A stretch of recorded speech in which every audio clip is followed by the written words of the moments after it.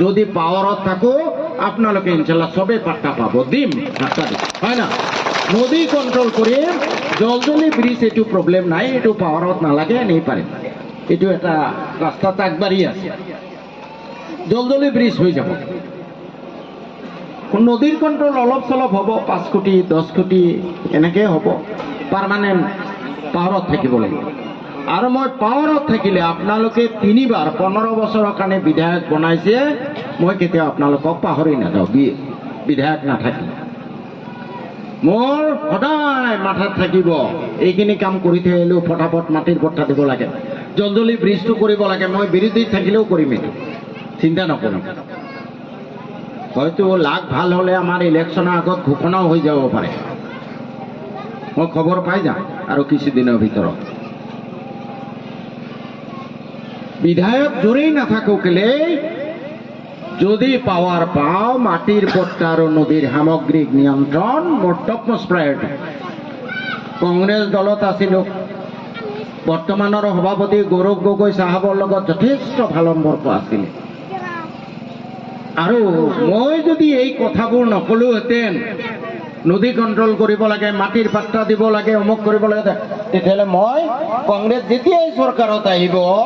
মই deputy chief minister টাইপৰ হৈ থাকিলোহেঁতেন 2-3টা কেবিনেট মন্ত্ৰী হলোহেঁতেন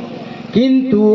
যদি কেবিনেট মন্ত্ৰী মই মাটিৰ পট্টা দিব নোৱাৰো নদী কন্ট্ৰোল কৰিব নোৱাৰো তেনেকুৱা ঘোঁৰাৰ গাখীৰ মন্ত্ৰী মোৰ দৰকাৰ নাই বুজি পাইছেনে কথাটো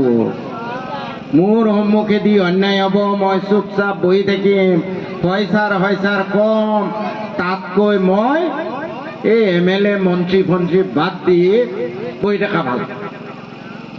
মোৰ আগেদি অন্যায় হ'ব মোৰ আগেদি ন্যায় প্ৰতিষ্ঠা নহ'ব মই তাৰ কাৰণে হয় ন্যায় প্ৰতিষ্ঠা কৰিম নহ'লে জোৰদাৰ ভয়ংকৰ প্ৰতিবাদ কৰিম অন্তত বিবেকৰ দংশনৰ পৰা মুক্ত পাম বুজি পাইছেনে কথাটো এতিয়া কথা হ'ল